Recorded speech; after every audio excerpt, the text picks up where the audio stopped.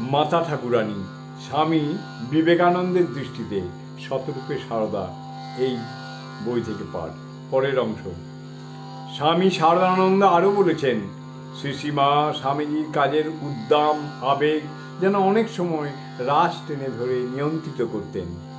কলকাতায় প্লেগ মহামারীর সময় স্বামীজি নিবেদিতা প্রভৃতিকে নিয়ে সেবা কার্য আরম্ভ করলেন, কিন্তু কার্যের ব্যাপকতা দিন দিন বাড়তে থাকায় এবং সে পরিমাণ অর্থের সংস্থা না থাকায় স্বামীজি বিচলিত হয়ে পড়লেন। শেষ পর্যন্ত তিনি সেবা কাজ অক্ষুণ্ণ রাখার জন্য বেলুর মঠ বিক্রি করবার ইচ্ছা প্রকাশ করলেন।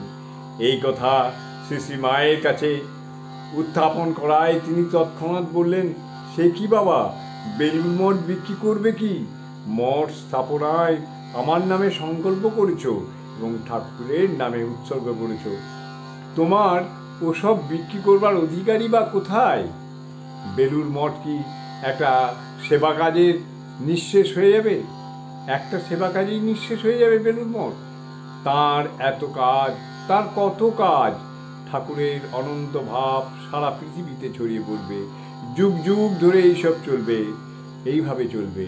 তখন স্বামীজি একটু সলজ্জ ভাবে বললেন, তাই তো, আবেগ ভরে আমি কি করতে যাচ্ছিলাম।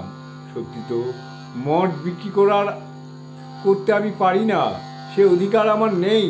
রাজাকে স্বামী ব্রহ্মানন্দ মঠের অধ্যক্ষ এবং শরৎকে স্বামী শারদানন্দ সেক্রেটারি করা হয়েছে। এদের সব অধিকার, আমার অধিকার কোথায়?